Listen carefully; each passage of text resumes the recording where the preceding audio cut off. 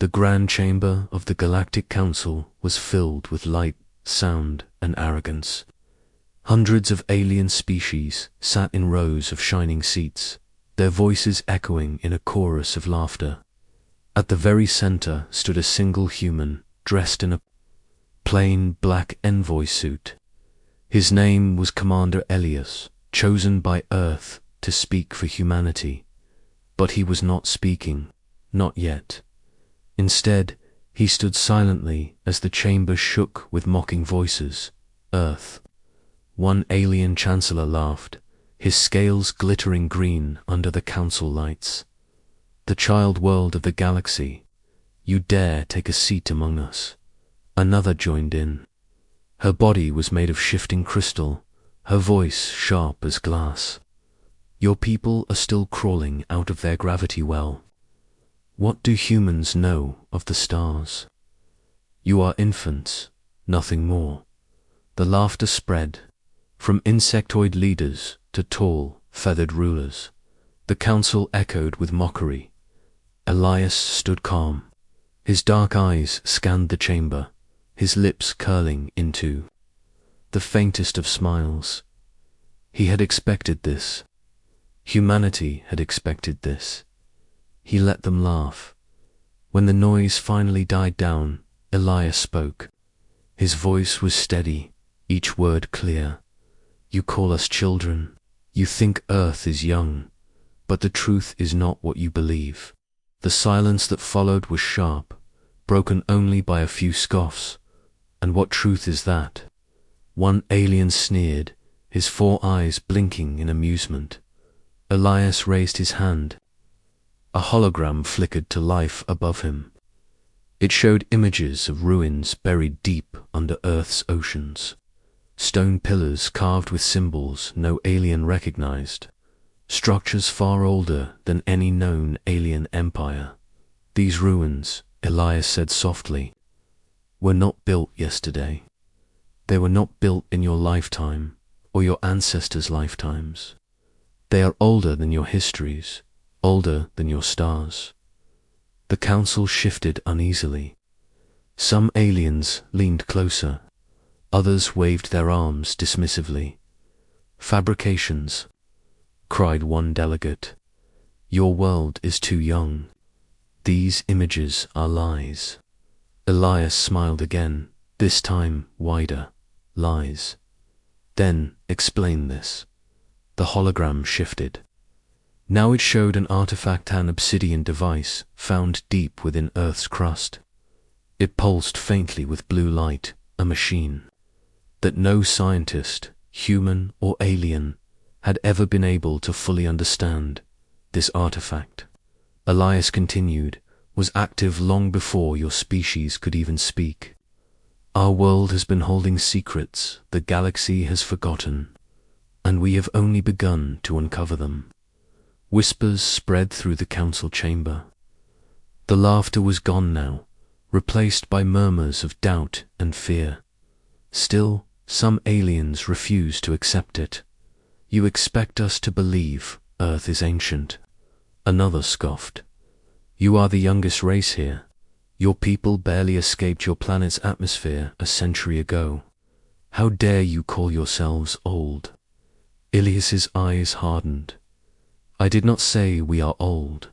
I said we were first. The words hung in the air like a blade. The chamber fell into silence. One alien, old and wise, leaned forward, his voice trembling. What are you saying, human? Elias looked at him, his voice steady but heavy with meaning. I am saying that humanity is not the child of this galaxy. We are its ancestor. We are the ones who came before you all. Gasps filled the chamber. Some alien leaders shouted in anger. Others sat frozen, their faces pale with fear. Elias let the silence grow again before speaking once more.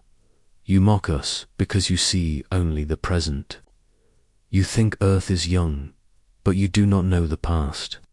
You do not know what we once were, or what we are about to become again. He lowered his hand, and the hologram vanished. I did not come here to beg for respect. I came here to remind the galaxy of something it has forgotten. The silence stretched, the weight of his words pressing against every creature in the chamber. At last, one alien, desperate to break the tension, gave a shaky laugh. "Fairy tales," he muttered. "The humans tell fairy tales." Others laughed with him, though their laughter was weaker now, filled with unease. But Elias did not argue. Instead, he simply smiled, a quiet, knowing smile. "You laugh now," he said softly, "but soon you will not." He turned, walking away from the center of the chamber, leaving the aliens to whisper in fear, as the heavy doors of the council chamber closed behind him. Elias touched a small device hidden in his sleeve. A message pulsed across the stars, activating something buried deep beneath the Earth's oceans. And as the ground trembled far away, the first lights of an ancient machine flickered back to life. The galaxy thought Earth was young, but they were about to learn the truth. Asterisk, the message Elias sent rippled through hidden frequencies, touching systems buried for thousands of years. Far below Earth's oceans, machines older than history stirred, their surfaces carved with symbols, long forgotten. But in the great chamber of the Galactic Council, the debate raged on. Alien voices clashed against each other. Some still mocked, some demanded proof, and others spoke in hushed, fearful tones. The laughter from earlier was gone. Now the room echoed with tension. The human envoy, Elias, had returned to his seat. His calm expression only deepened the council's unease. One of the elder delegates, a being of crystal and light, leaned forward. Her tone was no longer sharp, but cautious. "You show us ruins, human. You show us artifacts. But even if they are real, what does it prove? Many worlds hold relics of old civilizations. Perhaps your planet was only a graveyard for someone greater." Elias did not answer at once. Instead, he let the silence stretch, his dark eyes moving across the sea of alien faces. Finally, he said, "Then let us take a journey together." The chamber grew still. "A journey?" asked a reptilian delegate, his tongue flicking nervously. "Yes," Elias said softly, "to the places you call impossible, to the depths where our past has been waiting. If you doubt us, then come and see for yourself." The council members looked at one another. Whispers spread, quick and urgent. The idea of leaving their chamber of safety and stepping into human territory unsettled them. But curiosity was a poison, and fear made it worse. After long minutes of argument, the decision was made. A select group of council leaders would travel to Earth under human guidance. The next day, a fleet of ships cut through the stars toward the blue world. Alien eyes gazed out of their windows, watching Earth grow larger. Some expected a primitive planet. Others expected lies. None were ready for what they would see. The human vessel led them deep into Earth's oceans. Hidden far beneath the crushing weight of water lay structures that defied imagination. Towers of black stone rose from the seabed, covered in glowing lines that pulsed faintly like veins of light. The aliens whispered in shock. "These cannot be natural," one said. "They are not," Elias replied. "And they are not alien either. They are ours." He led them deeper into a great chamber sealed beneath the ocean floor. The walls were covered with carvings, spiral shapes, star maps, and images of figures who looked unmistakably human. One alien delegate touched the carvings, his fingers trembling. "This is impossible, the age of this stone. It is older than our first cities." Elias nodded. Yes, older than your cities, older than your empires, older than your ancestors. Ancestors. Humanity was here before you. Humanity guided the stars when your people were still learning fire. The chamber fell silent. Even the most arrogant alien leaders could not laugh now. The evidence was all around them, glowing, undeniable. But the shock only deepened when the carvings began to shift. Lines of light traced themselves across the walls, forming new shapes. The stone itself seemed alive, responding to their presence. One carving showed humans walking among alien species that no one had seen in millions of years. Another showed ships, vast and powerful, crossing the galaxy long before any alien empire existed. And then came the final carving. A warning. It showed flames spreading across stars, wars tearing through galaxies, and in the center, humans standing as both creators and destroyers. One alien leader stumbled back, his voice cracking. This is not history. This is prophecy. Ilias' face darkened. No, this is memory. The aliens looked at him with fear. What does it mean? One whispered, "It means," Elias said slowly, "that humanity did not vanish. We slept, we waited, and now, as the galaxy grows arrogant, as it mocks us for being young, the time has come for us to remember who we were." The chamber shook. A low hum rose from deep below, as if the ancient machines were awakening after a long slumber. The water around them vibrated with power. One alien panicked. "Turn it off. Shut it down. This power is not meant to exist." But Elias did not move. His voice was calm, steady, and unyielding. "You called us children," he said, "but children do not build monuments that last longer than your civilizations. Children do not carve warnings for a galaxy that would forget them. And children do not wake the stars."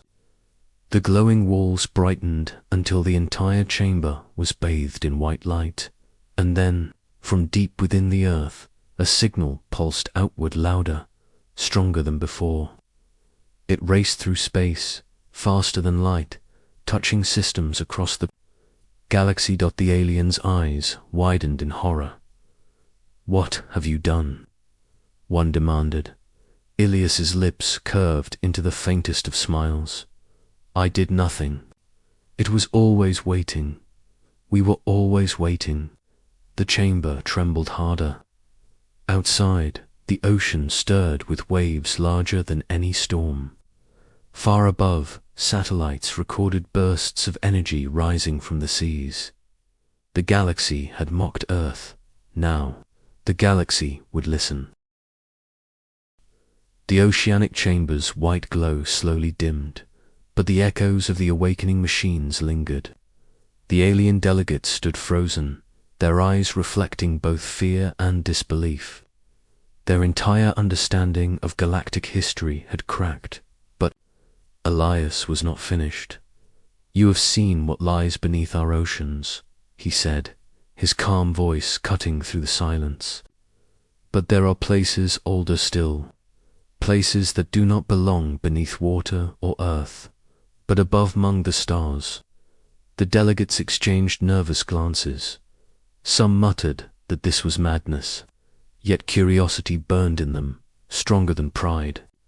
And so, for the second time, they agreed to follow the humans deeper into the unknown.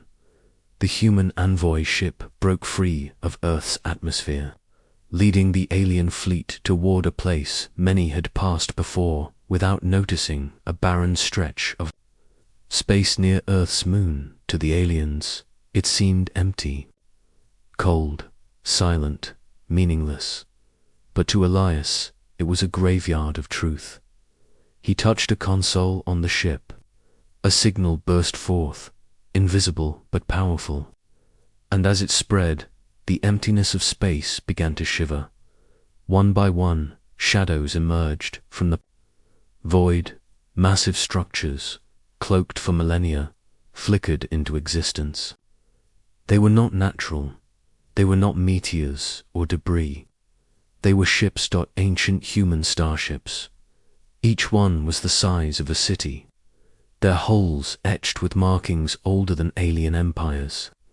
Their dark surfaces absorbed starlight, but faint lines of energy pulsed along their frames, awakening after thousands of years of silence. The alien delegates gasped, their bodies trembling. "This cannot be," one stammered. "These ships, they predate every record we hold." Another, voice quivering, How long have they been here, hidden in plain sight?"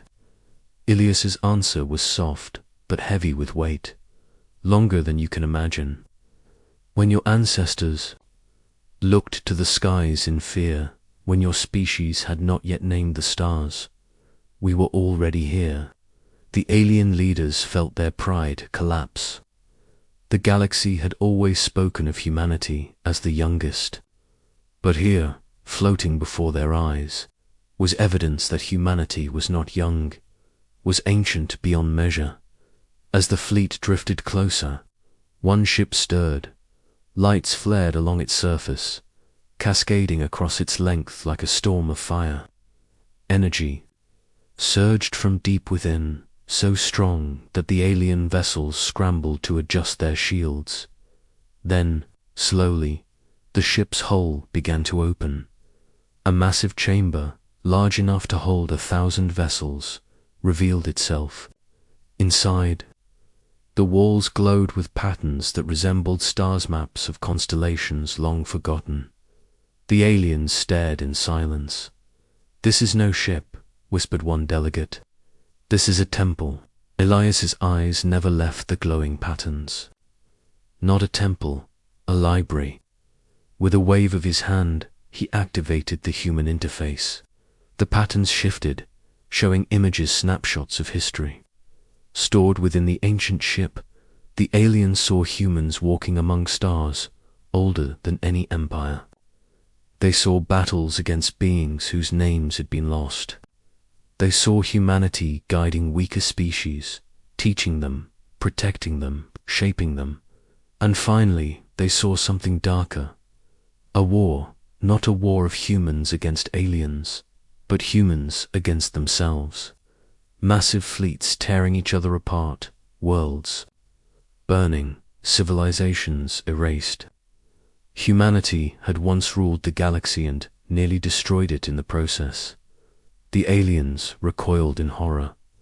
"This is impossible. If you ruled before, why did you vanish?" One demanded. Elias turned to face them. His voice was quiet, but it carried the weight of countless ages. "Because power without wisdom is destruction. We knew this. We buried our past, hid our weapons, and chose to begin again on Earth, to sleep, to forget, until the galaxy was ready." The chamber fell silent. The aliens could not speak.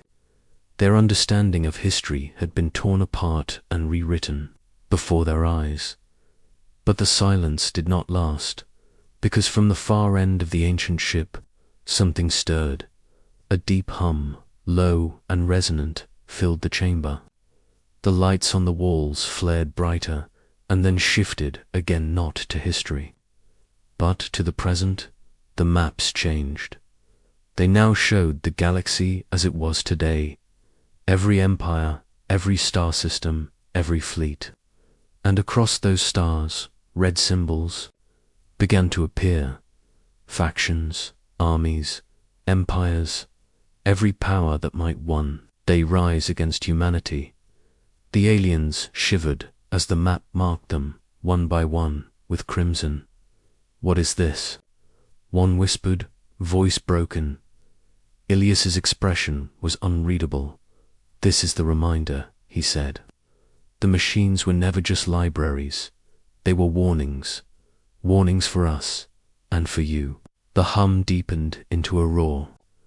Outside the ship, other ancient vessels stirred. their engines glowing faintly. The alien leaders panicked, shouting in fear.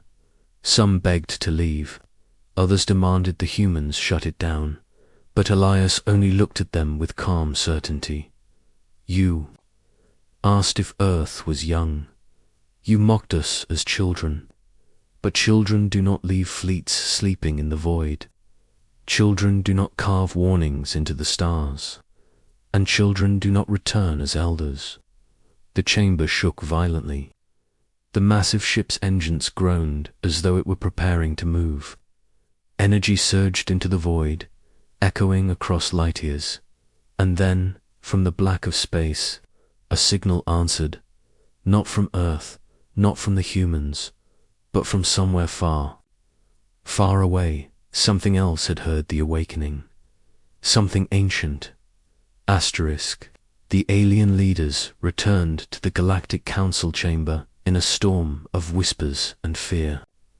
Their journey to Earth had shattered their pride, and the images from the ancient ships haunted them. But now there was something even worse. The signal it had not only awakened the human relics, it had been answered. The council chamber, once filled with arrogance and laughter, was now tense and heavy. Holographic screens floated in the air, replaying the strange response that had echoed back across the stars. It was not a voice, not words, just a low, endless rhythm like the heartbeat of something vast. One alien elder trembled as he spoke. I have heard this sound before. It is written in the oldest songs of my people. They called it the pulse of the first flame. Gasps spread across the chamber. Many recognized the name. The first flame was an ancient myth told across different world scales of a civilization so old, so powerful, that even the stars bent to their will until now. It was believed to be nothing more than legend, and yet the humans had shown proof. Elias sat silently among them, his presence colder than ever. Finally, one alien broke the silence, his voice sharp with anger. You knew this would happen. You knew the signal would awaken something else. Tell us, human, what is coming. Elias looked at him, his expression calm but unyielding. Not something, someone. A memory that was never meant to sleep forever. The chamber erupted in chaos. Some delegates shouted to prepare their fleets. Others screamed that humanity had betrayed them. And some, trembling, whispered that they should bow to the humans before it was too late. Amid the noise, a council member from the feathered Avrians stood. His wings shook as he shouted above the voices. This proves only one thing: the humans are dangerous. If they truly are the elders of the galaxy, then we should fear them most of all. They will reclaim what they once had. They will crush us. His words spread like poison. Many nodded. Fear turned into anger. They will enslave us. They will burn the stars again. They must be stopped before they rise. The council chamber boiled with fear-driven hatred. Armies of the galaxy were already imagining turning their weapons toward Earth. Elias rose slowly to his feet. His voice was not loud, but it silenced the chamber like a blade against a throat. You fear us because you see the truth. You fear us because deep inside you know your empires are built on sand, and the tide has returned. The delegates glared at him. Some wanted to shout. None dared, Elias continued. You call us younglings, but we taught your ancestors to speak. You call us weak, but we carved warnings into the stars before your suns even burned bright. You fear we will reclaim the galaxy. Perhaps you are right. The words struck them harder than weapons. Later that night, the council's secret meeting was held in the shadows of the chamber. Only the most powerful rulers attended. They spoke of one thing: the human problem, They must not be allowed to rise. We should unite, strike Earth, before they awaken more.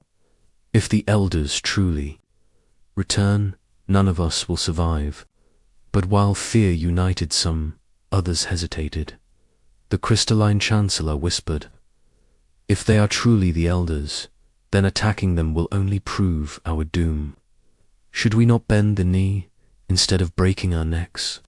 The meeting ended with no agreement. The galaxy was split, half trembling in fear, half trembling in awe, and humanity stood in the middle, silent, watching. Back on Earth, Elias stood within the ancient lunar ship.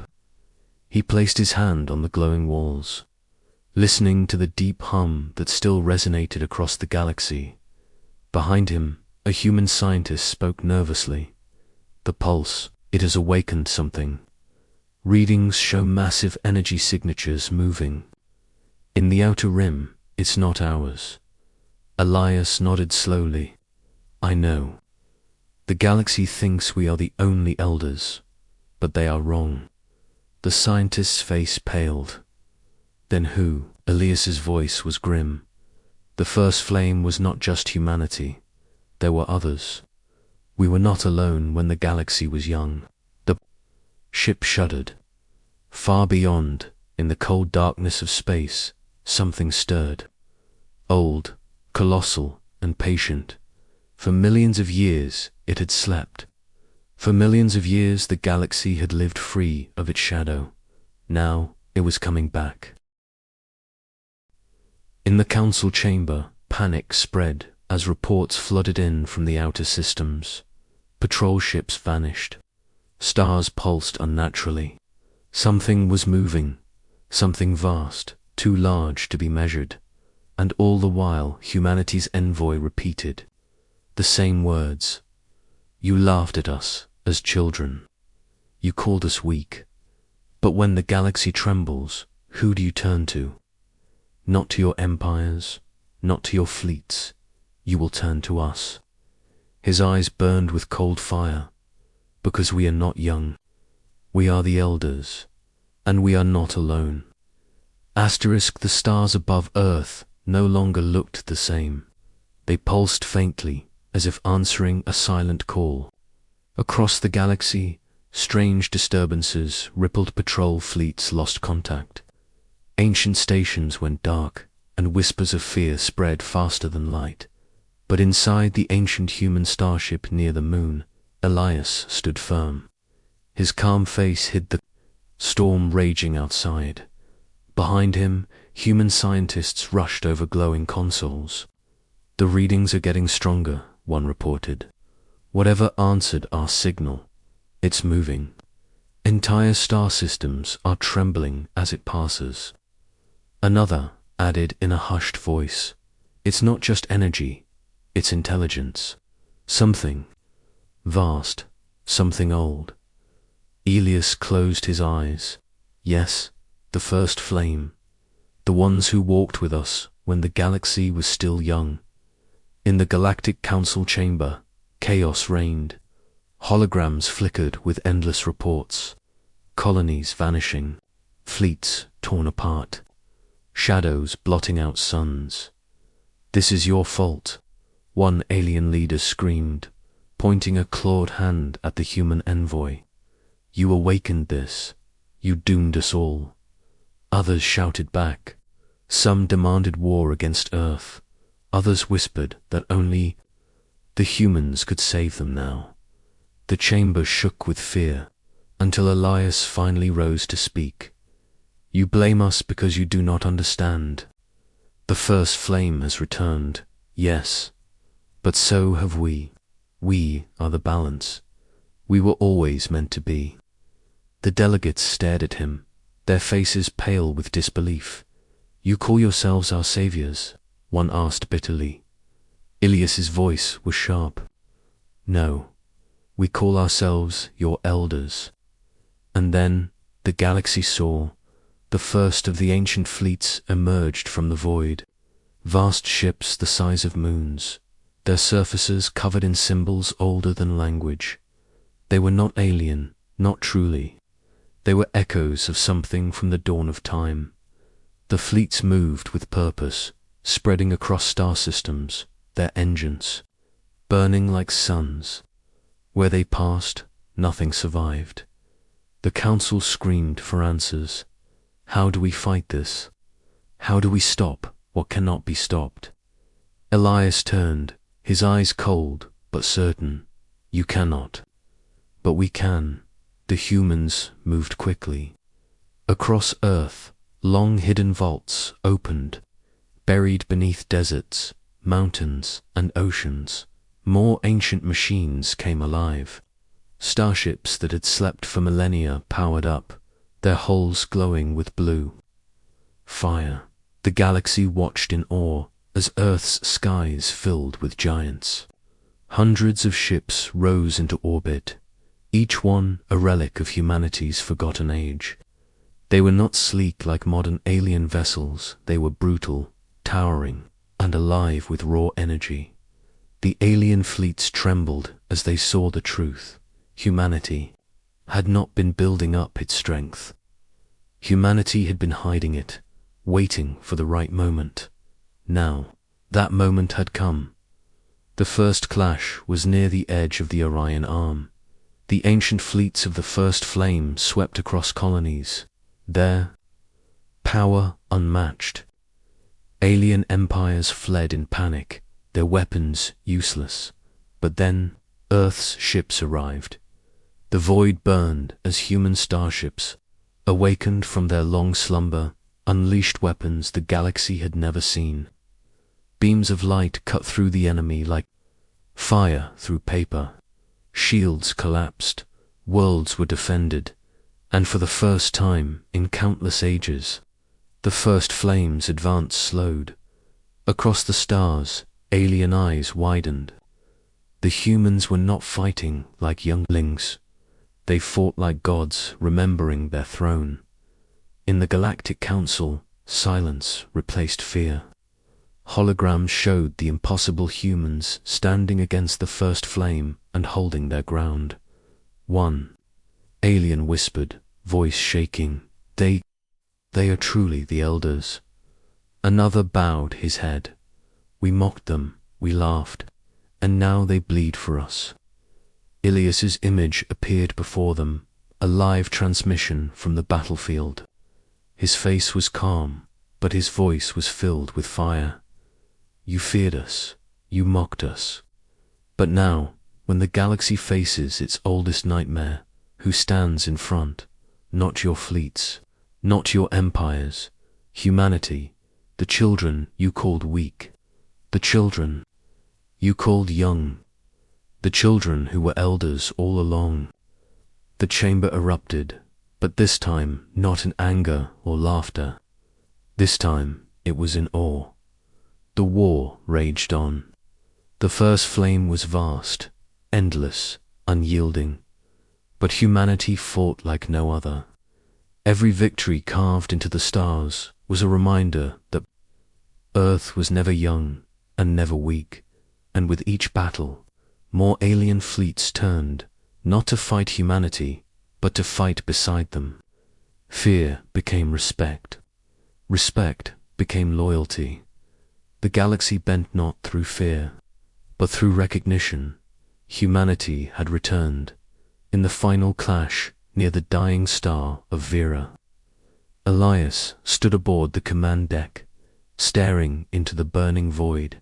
The First Flame's flagship loomed ahead, larger than worlds. Its power threatened to erase everything. Elias raised his hand. The ancient human ships formed a line, their weapons burning brighter than suns. His voice echoed across the galaxy, transmitted to every fleet, every world, every ear that could hear. The galaxy laughed at us as children, but now they kneel before their elders. Remember this moment. Humanity is not here to rule, nor to beg. We are here to end the darkness once and for all. And with a final command, the human fleets unleashed their fury. The void erupted in light. a storm that tore through the first flame and shattered its shadow forever. When the battle ended, silence fell across the galaxy. The first flame was gone. Humanity stood victorious, scarred but unbroken. The Council, once filled with arrogance, now spoke with reverence. Elias's final words echoed in their memory. Earth was never young. Humanity was the first flame, and we will never let the stars forget it again.